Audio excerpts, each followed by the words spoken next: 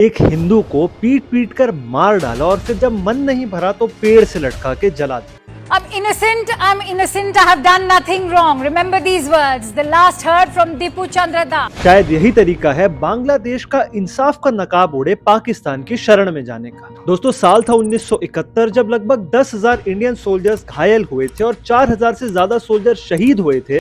इन्हीं लोगों को बचाने के लिए जो कि ईस्ट पाकिस्तान यानी कि आज के बांग्लादेश के अंदर उस टाइम के वेस्ट पाकिस्तान के द्वारा जो टॉर्चर किए जा रहे थे, भारत ने उस समय पर बांग्लादेश को एक्नॉलेज किया था, बांग्लादेश का साथ दिया था जब पूरी दुनिया उनसे मुंह मोड़कर खड़ी थी। और आज यही देश के लीडर्स हमसे अरुणाचल प्रदेश के 7 सिस्टर्स को छीनने की धमकी दे।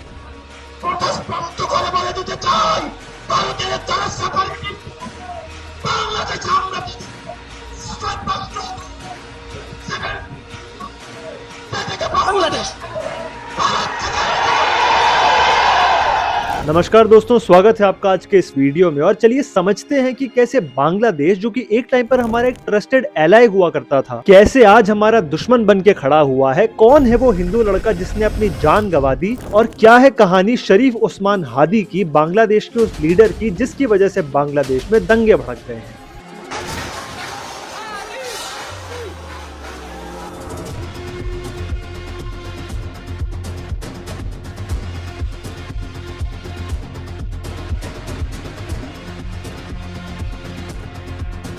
मेरा नाम है किशिक सहरावत और आप देख रहे हैं किशिक टॉक, जहां पर मैं आपके साथ मिलकर दुनिया भर की सबसे बड़ी खबरों को आसान भाषा में डिकोड करता हूं। दोस्तों, बात की जाए इतिहास की तो साल 1947 में सिर्फ इंडिया और पाकिस्तान नहीं बल्कि पाकिस्तान के भी 2 हिस्से ईस्ट पाकिस्तान और वेस्ट पाकिस्तान का जन्म हुआ था। वेस्ट पाकिस्तान आज की डेट में पाकिस्तान कहलाता है और ईस्ट पाकिस्तान बांग्लादेश। अब क्योंकि पाकिस्तान अपनी सरकार और पॉलिटिकल अफेयर्स को खुद हैंडल कर रहा था और बांग्लादेश भी ऐसा ही करना चाह रहा था और ये बात पाकिस्तान को बिल्कुल मंजूर नहीं थी, इसलिए उन्होंने अपनी आर्मी को बांग्लादेश के अंदर फैलाना शुरू किया, लीडर्स को अरेस्ट करवाया, रेवोल्यूशनरीज को जान से मरवा दिया। आम आदमी डेली बेसिस पे अपनी जान गंवा रहे थे, प्रोटेस्टर्स को दबाया जा रहा था। उस टाइम पर पाकिस्तान के लीडर थे याया खान और बांग्लादेश के अंदर शेख मुजीबुर रहमान डेमोक्रेसी के लिए लड़ाई लड़ रहे थे। और तब इंडिया ने ईस्ट पाकिस्तान की मदद करी थी, उनको पाकिस्तान से बचाया था ताकि आज की डेट में वो देश बांग्लादेश बन सके। और अब अपनी कहानी को करते हैं फास्ट फॉरवर्ड साल 2024 में, जहां पर बांग्लादेश की इकोनॉमिकल, सोशल और पॉलिटिकल कंडीशन काफी खराब चल रही थी। आज से 1 साल पहले बांग्लादेश की प्राइम मिनिस्टर थी शेख हसीना, जो कि इस रेवोल्यूशन की वजह से अपनी गद्दी को छोड़कर के भाग गई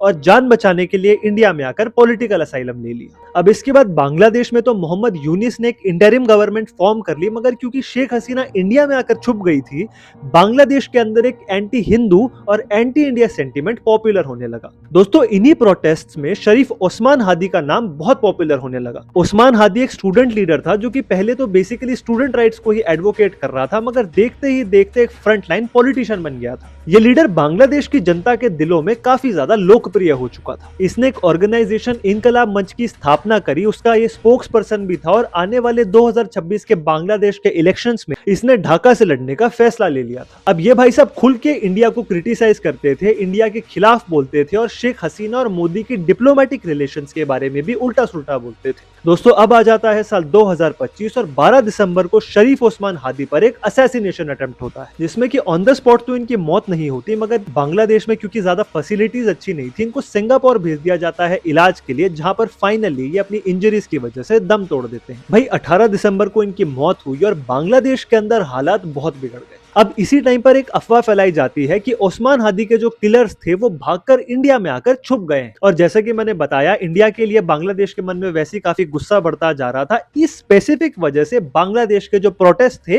वो वायलेंट हो गए। प्रोटेस्टर्स ने बांग्लादेश की ही 2 मीडिया हाउसेस प्रोथो वाली डेली और डेली स्टार की बिल्डिंग्स में घुसकर आग लगा दी, क्योंकि उनके हिसाब से ये दोनों ही मीडिया आउटलेट्स इंडिया की तरफदारी करते थे। अब दोस्तों, यहाँ एक और हादसा होता है दीपू चंद्र दास नाम के एक हिंदू आदमी के साथ, जो कि बांग्लादेश के अंदर एक फैक्ट्री वर्कर था। ये अपने परिवार का इकलौता अर्निंग मेंबर था, इसके ऊपर काफी ज्यादा जिम्मेदारियां थी और एक अफवाह फैलती है, फिर से कोई प्रूफ नहीं है, कोई वेरिफिकेशन नहीं होती है कि भाई इसने मोहम्मद के बारे में कुछ गलत बोला है। हालांकि पहले ये पुलिस की हिरासत में होता है, मगर अब जो वीडियो सर्कुलेट हो रही है उसमें देखा जा सकता है कि पुलिस ही इसको प्रोटेस्टर्स के हवाले करती है। अब दीपू को वो बांग्लादेशी प्रोटेस्टर्स का मॉब घेरता है, इतना मारता है, मार मार के उसकी जान ले लेता है, और जब भी मन नहीं भरता तो वो उसको पेड़ से लटका के जला देते हैं, उसकी वीडियो बनाते हैं, ऐसे जश्न मनाते हैं जैसे कोई जंग जीत ली हो।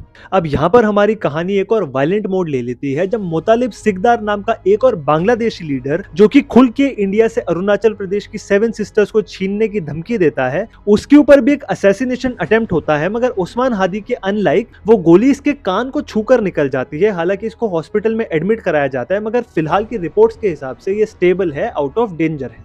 अब भारत देश ने सिचुएशन के अंदर अब तक क्या किया है मैं आपको ये बता देता हूं। सबसे पहले तो नॉर्थ ईस्ट के अंदर सिक्योरिटी काफी टाइटन कर दी गई है। बांग्लादेश की वीजा सर्विसेज को फिलहाल के लिए रेस्ट्रिक्ट कर दिया गया है। दोनों ही देशों में एक दूसरे के एम्बेसीज के बाहर काफी तगड़े प्रोटेस्ट चल रहे हैं, और इंडियन गवर्नमेंट ने साफ साफ कंफर्मेशन दी है कि ओस्मान हादी के किलर्स इंडिया में नहीं छुपे हैं। अब पाकिस्तान के अंदर तो हिंदूज के ऊपर अत्याचार कोई नई बात नहीं थी, मगर बांग्लादेश में ये सिचुएशन बद से बदतर हो जाएगी ये बात तो किसी ने भी नहीं सोची थी। इंडिया के अंदर तो सारे रिलीजन्स वेलकम है, मगर बांग्लादेश के अंदर जिस हिसाब से माइनॉरिटीज के खिलाफ ये अत्याचार बढ़ रहा है, ना तो उन हिंदुओं के पास बच के निकलने का कोई रास्ता है, वो अपने ही देश के अंदर सिर्फ इसलिए अनसेफ है क्योंकि वो हिंदू हैं। अब बांग्लादेश में भी इलेक्शंस होने वाले हैं, मगर ये सिचुएशन कॉम्युनल राइट्स में कैसे बदल गई ये बात किसी को पता नहीं चल पा रही, और कैसे और कब तक ये सिचुएशन चलने वाली है इसका भी अंदाजा लगा पाना बहुत ही मुश्किल है। क्योंकि आपने नोटिस किया होगा कि जिस तरह से, जिस प्लान्ड तरीके से ये असैसिनेशन करवाए जा रहे हैं, ये अफवाहें फैलाई जा रही हैं,